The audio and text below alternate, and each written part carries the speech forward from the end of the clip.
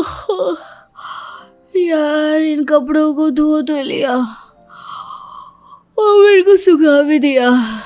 उफ, ये शादी करने के बाद लड़की की पूरी लाइफ नाखरों जैसे।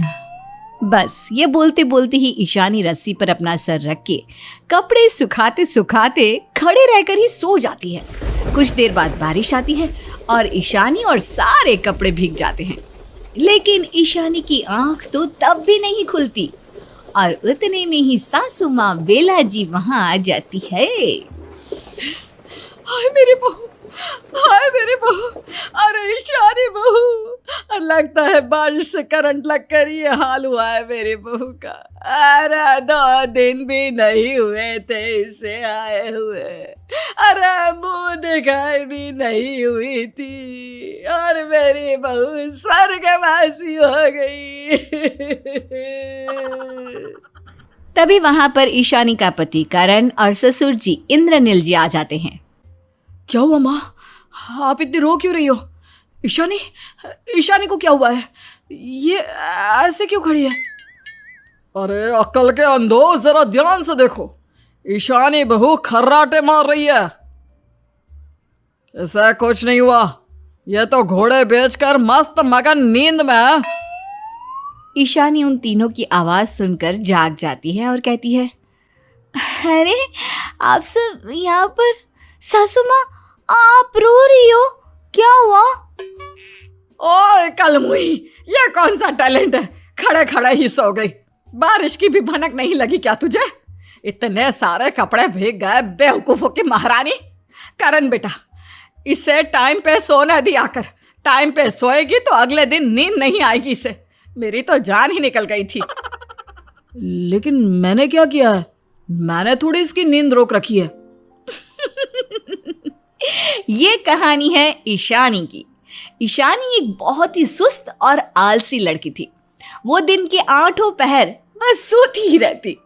उसकी इस बुरी आदत से उसके माता पिता निर्मला और केशव जी काफी परेशान और चिंताग्रस्त थे। लेकिन जैसे तैसे उसकी शादी एक बड़े घराने में करण के साथ हो जाती है। फिलहाल तो उसे अपने ससुराल में आए 2 ही दिन हुए थे और उसके ससुराल वाले इस बात से ठीक से रूबरू भी नहीं थे कि उनकी बहू 24 घंटे सिर्फ सोती ही रहती है। तो चलिए देखते हैं और कितने रायते फैलाती है ये 24 घंटे सोने वाली बहू। सुबह के 9 बज चुके थे।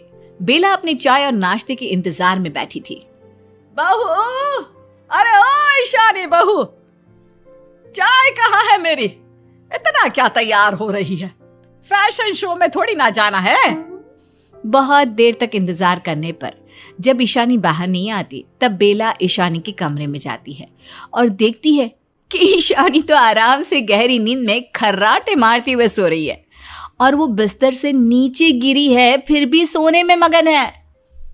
अरे करम चली नास पिटी, जब से आई है पूरा पूरा दिन पूरी पूरी रात बस सोती ही रहती है।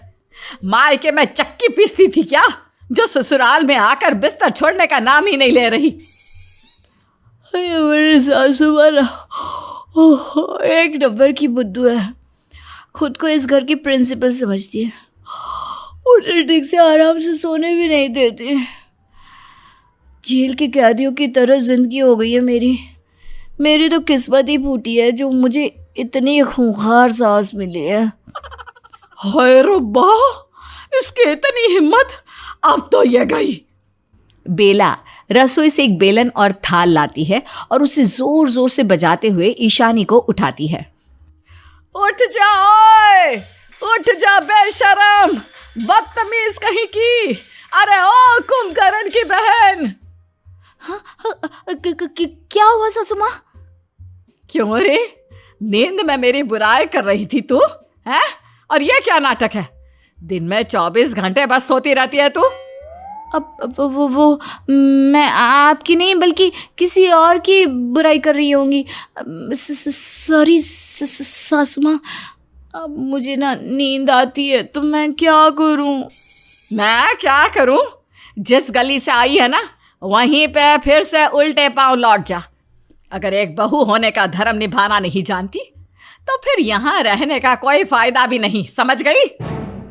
ईशानी की ये हरकतें खत्म होने की बजाय और भी ज्यादा बढ़ जाती है। वो कहीं पर भी कभी भी सो जाया करती, कभी किचन में खाना बनाते बनाते, तो कभी वॉशरूम में कपड़े धोते धोते, कभी घर के किसी कोने में, तो कभी चुपके से बिस्तर के नीचे, ताकि किसी को पता ना चले। अब उसके ससुराल वालों को साफ साफ समझ में आ चुका था कि उनकी बहू 24 घंटे बस सोती ही रहती है और ये उसकी आदत है।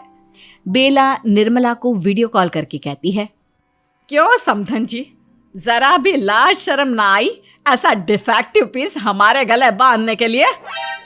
अब क्या हुआ बेला जी, आप ऐसा क्यों बोल रही हो? अरे आपकी बेटी को दिन भर सोने की आदत है, आपने ये बात हमसे क्यों छुपाई? पहले 2-3 दिन तो हमें लगा शादी ब्याह के फंक्शन की थकावट के कारण हो रहा होगा ऐसा, लेकिन अब तो 1 महीना हो गया है और आपकी राजकुमारी किसी 3 महीने के बच्चे की तरह है, सारा दिन सोती ही रहती है। वो दरअसल हम आपको बताने ही वाले थे, लेकिन मतलब बचपन से ही ईशानी ऐसी है, वो बहुत आलसी किस्म की है, क्योंकि हमने उसे नाजों से पाला है ना बहन जी, और वहाँ पर काम के बोझ से। हाँ हाँ, जैसे कि हम तो आपकी बेटी पर अत्याचार ही करते हैं। अरे जब से आई है एक काम तक ढंग से नहीं किया उसने, सारा काम आधा अधूरा छोड़ देती है। बर्तन धोने में ही 5 घंटे लगाएगी, उस 5 घंटे में 50 झपकियां ले लेगी। अरे रखिए वीडियो कॉल, अब जो भी फैसला करना है वो हम देख लेंगे। फिर एक दिन, ईशानी, आज हमारी शादी को पूरा 1 महीना पूरा हुआ है। इस फर्स्ट मंथली एनिवर्सरी को हम अच्छे से सेलिब्रेट करेंगे। आज रात को हम दोनों एक 5 स्टार होटल में जाकर खाना खाएंगे। वाह ठीक है, लेकिन केक मेरा फेवरेट रस मलाई फ्लेवर ही रखना, ओके? ओके डियर, मैं ऑफिस से ही तैयार होकर तुम्हें सीधा होटल में मिलूंगा, तुम वहीं आ जाना। और हाँ, सच सवर के आना, कोई खूबसूरत सी लाल कलर की साड़ी पहनकर, और मैं भी रेड कोट पहन लेता हूँ। हम दोनों कपल्स ट्विनिंग करेंगे। रात हो जाती है। करण होटल में तैयार होकर पहुंच जाता है और ईशानी का इंतजार करता है, लेकिन ईशानी घर पर सच सवर कर सोफे पर ही भर नींद सो रही होती है।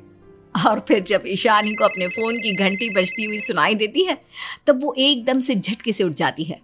Oh no, 20 missed calls! अब तक तो मेरा हैंडसम गोरा पति लाल का पीला हो गया होगा गुस्से के मारे। मुझे जल्द से पहुंचना होगा। ईशानी फटाफट से टैक्सी बुक करती है और होटल पहुंचती है। ये क्या है ईशानी, पिछले 1 घंटे से वेट कर रहा हूं तुम्हारा। सो सॉरी पतिदेव, वो सासू माँ के घुटनों की मालिश कर रही थी ना, और ससुर जी के लिए इलायची वाली चाय बना रही थी, इस चक्कर में फ़ोन का पता ही नहीं चला। अच्छा, इट्स ओके, अब तुम आ गई हो तो नूर आ गया है। चलो हमारा स्पेशल डे सेलिब्रेट करते हैं। करण और ईशानी बैठते हैं और खाना ऑर्डर करते हैं। करण ईशानी से बातें करता है।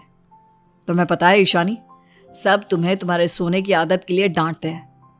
हालांकि वो एक बुरी आदत है, लेकिन सच बताऊं तो जब तुम सोती हो ना, तब बड़ी प्यारी लगती हो। By God. तुम्हें याद है पहली बार जब हम मिले थे, वो ब्रिजवासी की चाट की दुकान पे मैं आया था। तुम्हारी गली में एक अमीर आदमी पहली बार चाट खाने आया देख सभी कितना चौंक गए थे। उतने में करण देखता है कि ईशानी तो यहाँ पर भी बैठे बैठे नींद काफूर हो गई है और नींद में बड़बड़ाती है। मेरा पति खुद को क्या समझता है क्या पता, चेहरे से तो लंगूर है लेकिन दिल का बड़ा नेक है। आई लव यू मेरे पति परमेश्वर। बुरा है भला है जैसा भी हो, मेरा पति मेरा देवता है। ये देख आसपास के लोग हंसने लगते हैं। अरे ये ईशानी बिना सच में नाक कटवा कर रहेगी, इससे शादी ही क्यों की समझ में नहीं आ रहा। काश उन 7 फेरों को मैं फिर से रिवाइंड करके शादी का मंडप छोड़ के भाग जाता। नींद खोर कहीं की। अगले दिन करण ईशानी से बात नहीं करता। नाश्ते पर, क्या हुआ है करण, तुम मुझसे ठीक से बात क्यों नहीं कर रहे हो? अरे कैसे करेगा? तुम्हें पता भी है कल रात को तुम होटल में ही सो गई थी और नींद में कुछ भी बड़बड़ा रही थी, जिसके कारण करण की इज्जत की धज्जियां उड़ गई। सब तुम पर हंस रहे थे। अरे बहू, अब तो सुधर जाओ, और सोना ही है तो 24 घंटों में से 10 से 12 घंटे सो जाओ, लेकिन पूरे के पूरे 24 घंटे हरगिज नहीं। अरे जाने दीजिए ना, गधे के सामने भगवत गीता रखकर क्या फायदा। एक रोज बेला, इंद्रनील और करण का व्रत होता है। तीनों रात में अपना व्रत तोड़ने वाले होते हैं। तभी आज तो जल्दी जल्दी सारा खाना बनाऊंगी, भले ही दाल में शक्कर और खीर में नमक एक्सचेंज हो जाए तो भी चलेगा। बस सारा खाना टाइम पे बन जाना चाहिए, वरना तीनों की तीनों बंदूक तान कर खड़े हो जाएंगी मेरे सामने। लेकिन ईशानी बेचारी नींद और आलस की मारी वो गैस पर चने का कुकर रखकर छोड़ देती है और रसोई में ही चैन भरी नींद में सो जाती है। उसे अपने आसपास की कोई खबर नहीं रहती। काफी वक्त बीत जाता है और फिर प्रेशर के मारे कुकर ब्लास्ट होकर फट जाता है। वो तो अच्छा होता है कि ईशानी गैस से दूर होती है। ये सब सुनकर सभी रसोई में तुरंत आ जाते हैं। हाय राम, कुकर फट गया। हाँ सासू माँ, वो एक्चुअली मैं फिर से सो गई थी। वो तो अच्छा है कि मैं गैस से दूर थी, वरना आज तो मेरी शामत आना तय था। बाल बाल बची हूँ मैं। अरे बहू, ध्यान रखा करो, एक दिन अपने साथ साथ हम सबको भी ले डुबोगी। इतना सोगी ना तो सर पे पीपल का पेड़ उग जाएगा। अरे सत्यानाश तो कर दिया ही है इस निकम्मी ने। अब बाहर से ऑर्डर करो खाना, व्रत जो खोलना है। और कितने पाप लेगी अपने सर पर। अरे बहुएं घर की लक्ष्मी होती है और तू दिन रात सुबह शाम सोती रहती है। ऐसे में घर में पनौती तो आएगी ही ना। ये पनौती कौन है सासू माँ? आपकी बहन है क्या? I mean, मेरी मौसी सास आने वाली है क्या? हे भगवान। ईशानी इस हादसे से थोड़ा घबरा जाती है और अब वो थोड़ा थोड़ा चौकन्ना रहने लगती है। कुछ दिनों बाद उसका जन्मदिन आता है, लेकिन वो पूरा दिन मुर्दों की तरह बस सोती ही रहती है, सोती ही रहती है। और जब रात में उसकी आंख खुलती है तभी वो घड़ी में देखती है। ओह नो, मेरा जन्मदिन खत्म होने के लिए सिर्फ आधा घंटा बचा है। मैंने अपना पूरा जन्मदिन खराब कर दिया, दिन भर सोती रही। मुझे इस बार किसी की अटेंशन भी नहीं मिली। तभी अचानक से वहां पर बेला, करण और इंद्रनील आते हैं। ईशानी, ये रहे तलाक के कागजात, इन पर साइन कर दो और मुझे तुमसे मुक्ति दे दो, क्योंकि मैं अब एक पल भी तुम्हारे साथ नहीं रहना चाहता। वही तो, जिस घर में भजन बजने चाहिए उस घर में हर घड़ी बस खर्राटों की गूंज बजती रहती है। अब और नहीं, आज तो तुझे हम इस घर से और अपने जीवन से निकाल कर ही दम लेंगे। ये सब देखकर ईशानी बहुत ही घबरा जाती है। नहीं नहीं नहीं, आप लोग ऐसा कैसे कर सकते हो? प्लीज प्लीज मुझे तलाक मत दो करण। प्लीज सासू माँ, ससुर जी, मुझे घर से बाहर मत निकालिए। ये मेरा ससुराल है, मेरा मंदिर है, और आप लोग मेरे भगवान हो। मेरे पति मेरे देवता है। तो फिर कोई मंदिर में जाकर सोता है क्या? अब ये सारा धोना करने की कोई जरूरत नहीं है। दस्तखत करो और मुझे आजाद करो इस रिश्ते से, और खासकर अपने आप से। नहीं नहीं नहीं नहीं नहीं, मैं आप तीनों से वादा करती हूँ, माता रानी की सौगंध, मैं आज के बाद सोऊंगी, लेकिन सारा काम करके टाइम पर, जब पूरी दुनिया सोती है तभी, लेकिन कभी भी 24 घंटे नहीं सोऊंगी। प्लीज, मैं आप लोगों के सामने हाथ जोड़ती हूँ, मेरी लापरवाही के लिए मुझे इतनी बड़ी सजा मत दीजिए प्लीज। ईशानी बिलख बिलख के रोती है और तभी तीनों की आंखें नम हो जाती है और बेला ईशानी को अपने गले से लगाती है और कहती है, बस बस कर अब। माँ, मैं कभी आप लोगों को शिकायत का मौका नहीं दूंगी, कभी नहीं, कभी नहीं।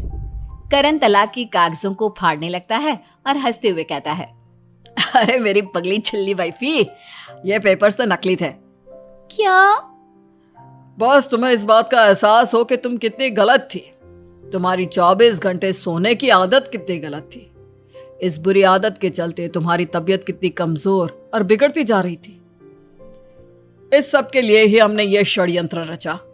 चलो, अभी तुम्हें रियलाइज हो चुका है तो कोई गिला शिकवा नहीं। अब अभी बस 2 मिनट दो मुझे। आप कहाँ जा रहे हो? कह तो दिया ना, बदल दूंगी अपनी आदत। अपनी बीवी की जान लोगे क्या आज? करण एक ट्रॉली लाता है जिसमें एक खूबसूरत सा बड़ा केक रखा है जिस पर हैप्पी बर्थडे ईशानी लिखा हुआ था। अब तुमने तुम्हारी नींद के चक्कर में पूरा बर्थडे तो ऐसे ही गवा दिया, लेकिन आखिरी 10 मिनट अब भी बचे हैं, इसलिए इन्हें अच्छी तरह से सेलिब्रेट करते हैं। थैंक यू करण। पूरा परिवार हैप्पी बर्थडे का गाना गाता है और ईशानी केक खाती है और खिलाती है। इस तरह से ईशानी अपनी 24 घंटे सोने की आदत को छोड़ देती नीलम है। अपने पति आशीष और सास ससुर के साथ मोहन नगर में रहती थी। नीलम और उसकी सास उषा बड़ा ही बढ़िया खाना बनाते थे।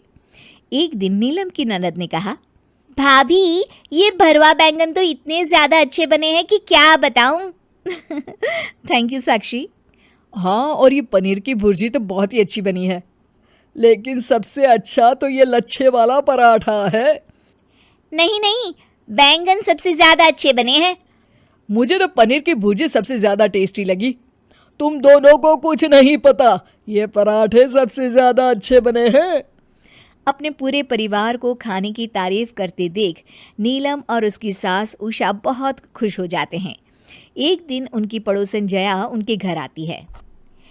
सुना तुम लोगों ने, हमारे शहर में कौन बनेगा सुपर शेफ का ऑडिशन होने वाला है। मैं तो कहती हूँ कि तुम दोनों को भी उसमें भाग लेना चाहिए। अरे हम कहाँ जया, हम लोग तो साधारण से घर का खाना बना लेते हैं बस। बात साधारण सा खाना बनाने की नहीं है, खाने में स्वाद की है जो तुम दोनों के हाथों में है। 2 हफ्ते हैं अभी भी, तुम लोग चाहो तो तैयारी कर सकते हो। मम्मी जी, ऑडिशन देने में तो कोई बुराई नहीं है। हाँ, वो तुमको 3 डिश बनाने को कहेंगे, तुम अभी से ही उनकी तैयारियां शुरू कर दो और चखना चखाना हो तो मुझे जरूर याद कर लेना। नीलम और उषा अब ऑडिशन की तैयारी में जुट जाते हैं और उन दोनों के ही बीच प्रतियोगिता शुरू हो जाती है। रात में जब सब लोग खाने बैठते हैं तो आशीष देखता है कि खाने की डेकोरेशन बड़े ही अच्छे तरीके से हुई है। अरे वाह, आज तो खाना दिखने में भी बहुत अच्छा लग रहा है, पर इस सब की क्या जरूरत थी? मम्मी जी और मैं कौन बनेगा सुपर शेफ की तैयारी कर रहे हैं आशीष। हाँ, पर इतना सारा खाना? हाँ, ये सब तुम लोगों के लिए है। तुम लोग चख के बताओ कि क्या ज्यादा अच्छा बना है। अरे भाई, हम लोग जज थोड़े हैं, हमें तो तुम दोनों के ही हाथों का खाना बहुत पसंद है। ऐसा नहीं चलेगा जी, आप लोगों को हमारी मदद करनी होगी। सारे घर वाले बड़े ही परेशान हो जाते हैं क्योंकि अब उन्हें सास बहू में से किसी एक की बनाई गई डिश को जिताना था। देखो, खाना तो सारा ही अच्छा बना है। अब जलेबी की तरह ना बात मत घुमाइए, सीधा सीधा बताइए किसका खाना ज्यादा स्वादिष्ट था। मुझे तुम्हारा बनाया हुआ गाजर का हलवा ज्यादा पसंद आया, और माँ के हाथ की मशरूम की सब्जी। मुझे तो उषा के हाथ की भिंडी की सब्जी अच्छी लगी है। लेकिन मुझे तो भाभी के खाने की प्रेजेंटेशन ज्यादा अच्छी लगी। हाँ, ये सुनकर नीलम तो खुश हो जाती है, पर उसकी सास उषा उससे जलने लगती है। अगले दिन फिर नाश्ता करने सब बैठते हैं और नीलम और उषा अच्छे अच्छे पकवान बनाकर ले आते हैं। आज मैंने बनाई है पाव भाजी की सब्जी और मैंने बनाए हैं ब्रेड रोल्स। सब लोग इतना तला हुआ खाना देखकर चौंक जाते हैं। अरे, आप लोगों ने कल ही तो इतना हैवी खाना बनाया था, सुबह तो कुछ हल्का फुल्का बना लेते ना। नहीं नहीं जी, हमारी प्रैक्टिस चल रही है, इसलिए जो बना है वही खाओ और बताओ कि कैसा बना है। मुझे तो कोई प्रॉब्लम नहीं है, इतना टेस्टी खाना जो रोज खाने को मिल रहा है। अब रोज की यही कहानी थी। नीलम और उषा कुछ न कुछ बनाती ही रहती थी और सबको खिलाती ही रहती थी। अरे, मुझे नहीं खाना नीलम, कल मम्मी ने भी यही बनाया था। तुम प्लीज आज खिचड़ी बना दो ना थोड़ी सी। नहीं जी, पहले आप बताइए ये मूंग की दाल का हलवा मम्मी जी के हलवे से ज्यादा अच्छा बना है या नहीं। नीलम की सास उषा ये सुन लेती है। अरे वाह बहू वाह, तू तो ऑडिशन के चक्कर में अपनी सास से ही मुकाबला करने लगी है। और नहीं तो क्या मम्मी जी, आपके भी चेहरे की जलन देखी है मैंने जब मेरे खाने की तारीफ हो रही होती है। मुकाबला तो आप भी कर रही हैं ना। अरे देख बहू, तुझे ये सब सिखाया तो मैंने ही ना, वरना तुझे कौन सा कुछ आता था। इसलिए मैं तो कहूंगी कि तू ऑडिशन देने भी मत जा, मैं ही जाऊंगी ऑडिशन देने को। ना जी ना, मैं भी जाऊंगी क्योंकि आपसे ज्यादा अच्छा खाना अब मैं बना लेती हूँ। देखती हूँ मुझे कौन रोकता है ऑडिशन देने से। नीलम और उषा में बहस छिड़ जाती है। तभी साक्षी के चिल्लाने की आवाज आती है। सभी घर वाले साक्षी के कमरे में जाते हैं। क्या हुआ साक्षी? हाँ साक्षी, इतना क्यों चिल्ला रही हो? तबीयत तो ठीक है ना? पता नहीं पापा, कल रात से पेट में इतना दर्द हो रहा है क्या बताऊं, उल्टी भी हो गई 2-3 बार। साक्षी की हालत देखकर आशीष डॉक्टर को फोन करता है। आपने कुछ बाहर का खाया था क्या? अरे बाहर का तो नहीं, पर 1 हफ्ते से 3 टाइम बाहर जैसा ही खाना खा रही हूँ मैं। क्या मतलब? मतलब कि छोले भटूरे, पाव भाजी, पनीर, मशरूम, ब्रेड पकौड़ा। हाँ डॉक्टर साहब, पिछले 1 हफ्ते से हमारा घर हलवाई की दुकान बना हुआ है, क्योंकि मेरी पत्नी और माँ को कौन बनेगा सुपर शेफ के ऑडिशन की तैयारी करनी थी। ये तो बहुत ही गलत बात है। आप लोग इतना ज़्यादा हैवी खाना रोज़ खाएंगे तो बीमार ही पड़ेंगे ना। ये दवाई लिख के दे रहा हूँ, ख्याल रखिएगा। साक्षी दर्द से चिल्ला रही होती है और नीलम और उषा को ये देखकर बड़ी ही शर्मिंदगी महसूस हो रही होती है। तुम दोनों की अब यही सजा है कि तुम दोनों ही ऑडिशन देने नहीं जाओगी और अगले 1 महीने तक कुछ भी हैवी डिश इस घर में नहीं बनाओगी। नीलम और उषा अपनी इस लापरवाही की सजा मान लेती हैं। गोपाल, राजेश और करण तीनों भाई थे। गोपाल सबसे बड़ा, राजेश मंझला और सबसे छोटा करण। माता पिताजी के गुजर जाने के बाद गोपाल और उसकी पत्नी सुलोचना राजेश और करण की हर जरूरत का ख्याल रखते हैं। राजेश और गोपाल दोनों की पढ़ाई का पूरा खर्चा उठाते हैं और राजेश एक कंपनी का चीफ इंजीनियर भी बन जाता है और करण शहर का नामी फोटोग्राफर। एक दिन सुलोचना अपने पति गोपाल से कहती है, वक्त आ गया है कि हम राजेश भैया की शादी कर दें। 26 के हो गए हैं अब। वो तैयार हो तो कर देंगे। आपसे नहीं कहा, घबराते हैं, मुझे पता है। राजेश भैया शादी के लिए तैयार हैं। लड़की भी पसंद कर ली है उन्होंने, रागिनी नाम है। आप कहे तो लड़की को मिलवाने बुला लेते हैं। अब हाँ, नेकी और पूछ कभी भी बुलवा लो। गोपाल के हामी भरते ही राजेश और रागिनी की शादी की बात करने रागिनी के माता पिता गोपाल के घर आ जाते हैं। सुलोचना मेहमानों के लिए पकवान लाती है, वहीं करण अपने कैमरा से इस शुभ अवसर को रिकॉर्ड कर रहा है। माँ बाप तो जब ये राजेश और करण छोटे थे तभी चले गए, फिर मैंने दोनों को बड़ा किया और सुलोचना ने हर वक्त हर चीज में मेरा साथ दिया। वही तो रागिनी बता रही थी कि आपने कितना कुछ किया है राजेश के लिए। इसीलिए गोपाल जी, हमने डिसाइड किया है कि अब आपको राजेश की जिम्मेदारी नहीं निभानी पड़ेगी। अब रागिनी और हम उसका ध्यान रखेंगे। आपका तो हक बनता है जी। अरे नहीं नहीं भाई साहब, शायद आप समझे नहीं। हम चाहते हैं कि राजेश शादी के बाद हमारे साथ ही रहे। अब ये तो मुश्किल है। हमारे घर भी काफी जगह है, ऊपर वाला पूरा मजला राजेश और रागिनी के लिए खाली कर देंगे। और अगर मैं मान भी जाऊं ना, तो इस बात के लिए राजेश नहीं मानेगा कभी, पूछ लीजिए। गोपाल भैया, राजेश से तो मैंने पहले ही हाँ करवा ली है इस बात के लिए। राजेश, ये सब बातें तुमने मुझसे क्यों नहीं की? तुम्हें कभी रोका नहीं है किसी चीज के लिए, हमेशा तुम्हारा साथ ही दिया है। पर एक बार बात तो की होती। भैया वो मैं सुलोचना, ये बात तुमको भी पता थी? नहीं जी, बिल्कुल नहीं। अरे छोड़िए ना गोपाल जी, क्या टीवी सीरियल जैसा ड्रामा कर रहे हैं। अब राजेश बड़ा हो गया है, खुद का ध्यान रख सकता है। वो तो आज ही पता चल गया कि राजेश बड़ा हो गया है। मैंने अपनी माँ को मरते वक्त वादा किया था कि तीनों भाई हमेशा साथ रहेंगे, बंटवारा नहीं करेंगे, एक ही चूल्हा जलेगा घर में हमेशा। अरे भाई साहब, अगर आपको मंजूर नहीं तो कोई बात नहीं, आप राजेश को अपने घर में बांध लीजिए, हमें क्या, चलो जी। अरे अरे आप रुक जाइए, मैं भैया को मना लूंगा। मैंने आज तक तुम्हारी हर बात मानी, लेकिन ये बात नहीं मान सकता राजेश, क्योंकि मां से किए वादे का सवाल है। गोपाल कभी भी इतना नाराज नहीं होता था। भाई की तेज आवाज सुनकर रागिनी का परिवार वहां से जाने लगता है।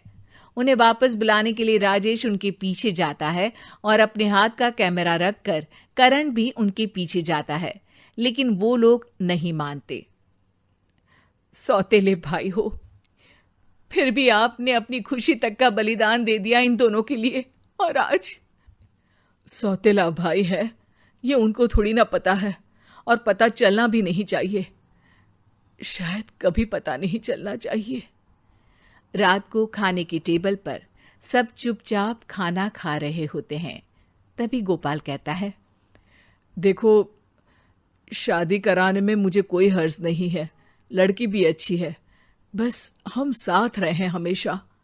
भैया, साथ रहने के चक्कर में बांध लिया है आपने करण और मुझे अपने साथ। अरे भैया से ऐसे कैसे बात कर रहे हो?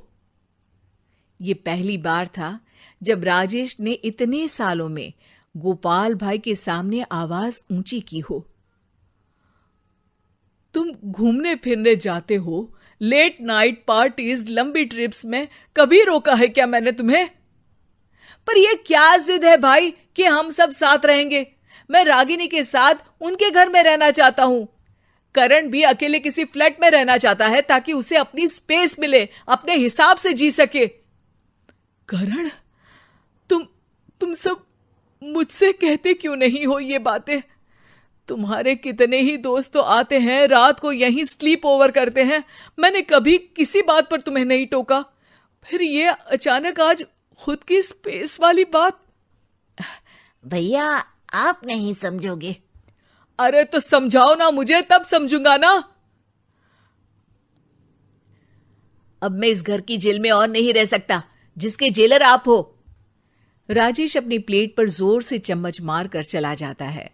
करण भी अपने कमरे में चला जाता है और आज सुबह बनाया वीडियो कंप्यूटर में सेव करता है। वीडियो प्ले करते ही उसे वो पार्ट भी दिखता है जब वो कैमरा वहीं छोड़ गया था। राजेश के साथ रागिनी की फैमिली को मनाने उनके पीछे चला गया था। कैमरा में सुलोचना और गोपाल की सौतेले भाई वाली बात प्ले होती है। करण वीडियो देख के रोने लगता है और सीधे राजेश के कमरे में जाके उसे सब कुछ बता देता है कि कैसे सौतेले भाई होते हुए भी गोपाल ने उनके लिए कितना कुछ किया। दोनों भाई रात भर सो नहीं पाते। अगली सुबह घर के मेन गेट पर, अरे सुलोचना, जल्दी बाहर आओ। क्या हुआ जी? ये देखो, नेम प्लेट बदलकर किसी ने 3 भाइयों का एक घर ऐसा लिखवा दिया है। अरे किसने किया होगा ऐसा? हमने किया भाभी। राजेश और करण पीछे खड़े हैं और उनकी आंखों में आंसू हैं।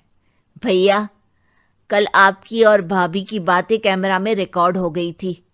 भैया, हमें पता चल गया है, आप हमारे सगे भाई नहीं हो।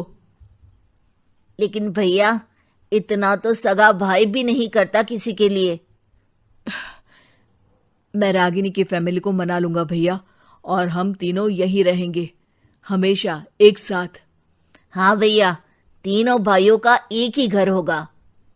तीनों भाई एक साथ गले लग जाते हैं और आंगन में खुशी के आंसू बहाते रहते हैं। शिक्षा, कोई हमारे लिए अच्छा करे तो उसमें कमियां नहीं ढूंढनी चाहिए। न जाने सामने वाला किन परिस्थितियों में हमारे लिए कुछ कर रहा हो। दिल्ली का प्रतीक दफ्तर के किसी काम से झारखंड के आदिवासी इलाके में जाता है, जहां उसे एक मंदिर दिखाई देता है। वो काम खत्म करके मंदिर जाता है और आंखें बंद कर भगवान के सामने हाथ जोड़ता है। लेकिन जैसे ही प्रार्थना के बाद वो आंख खोलता है तो उसे सामने एक दुपट्टा गिरा हुआ दिखता है। अब मोहतरमा, ये आपका दुपट्टा जमीन पर गिरा है। ये कहकर वो दुपट्टा पास खड़ी एक आदिवासी लड़की को दे देता है। तभी वहां कुछ आदिवासी लोग आ जाते हैं। उनमें से एक कहता है, अरे बेटा, बहुत बहुत मुबारक हो, आज से छबीली तुम्हारी बीवी हुई। क्या? कौन छबीली? कैसी छबीली? अरे भैया, हम तो पहले ही शादीशुदा है। एक तो संभल नहीं रही, दूसरी और पकड़ा दो। अरे देखो बेटा, ये तो यहाँ का रिवाज है, और अगर नहीं माने तो देवी नाराज हो जाएंगी, प्रलय आएगा, प्रलय। देखिए दादा, ऐसा कुछ मत बोलिए। प्रलय तो कुछ नहीं, मेरी बीवी को ये पता चल गया ना कि आप फुकट का मटका मेरे सर फोड़ रहे हैं, तो प्रलय का पता नहीं, पर ऐसे भयंकर भयंकर तूफान आ जाएंगे कि आप और आपकी बेटी तो सह भी नहीं पाओगे। तभी पास खड़ा बुजुर्ग आदिवासी कहता है, दामाद जी को दहेज दिखाओ और बेटी को तैयार कर लाओ सामान के साथ। प्रतीक को कुछ लोग भाले के साथ घेर लेते हैं और अपने कबीले में ले जाते हैं, जहां थोड़ी देर बाद छबीली आ जाती है, जो देखने में बहुत ही सुंदर है और साथ में थाल भर भर के सोने के सिक्के भी रखे होते हैं। ये क्या? नकली जेवर? अरे पता है ना, गैर कानूनी है। नकली देकर उसे असली बताना। तभी छबीली की माँ कहती है, लगता है आप काफी गरीब हो। पता नहीं छबीली की किस्मत में ये क्यों था, न देखने लायक न सुनने, ऊपर से गरीब भी निकला। अरे एक तो जबरदस्ती मेरे सर पर इसे बांध रहे हो। मुझे मेरी बीवी से बात करनी है, वही तुम लोगों को सही करेगी। हमारे यहाँ एक क्या 15 शादी मंजूर होती है। तुम्हारी 14 बीवियां होती ना, तो भी मेरी बेटी तो तेरी बीवी ही बनती। हाँ।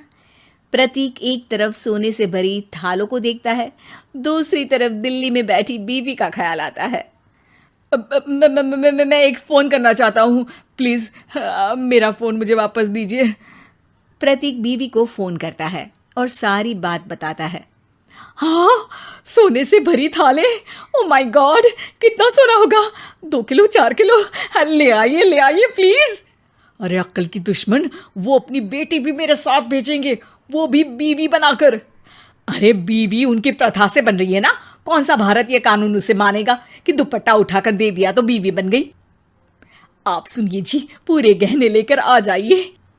एक आलीशान मकान, बच्चों का अच्छा स्कूल और ढेर सारा बैंक में बैलेंस।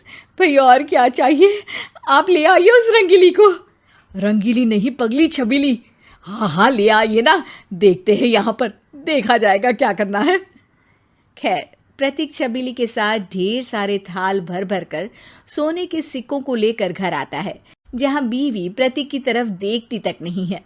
सोने सोने सोने के गहने, हे भगवान, क्या मैं सपना देख रही हूँ? मेरा खोटा सिक्का चले गया, और वो भी ऐसी जगह जहां से तो बस रोज सोना ही सोना बरसना है। प्रतीक छबीली की पहचान अपनी बीवी से कराता है। देखो, ये शादी ना यहाँ कोई नहीं मानेगा, क्योंकि तुम आदिवासी हो और यहाँ का कानून अलग है, फिर भी मैं तुम्हें यहाँ रख सकती हूँ। हाँ जी, मुझे इन्होंने बताया था आपके बारे में, लेकिन मुझे भी कोई परेशानी नहीं है, क्योंकि मेरी शादी खुद गुल्लू महाराज ने कराई है। गुल्लू महाराज? तभी प्रतीक कहता है, तुम दोनों आपस में बात करो, मैं सोने जा रहा हूँ। प्रतीक वहां से चला जाता है। मैं भी सोना चाहती हूँ। अरे रुको तो, पहले ये जो गहने पहने हो ना, वो सारे, और ये थाल में सोने के सिक्के हैं, ये सब मुझे दे दो, फिर जहां मर्जी जाओ।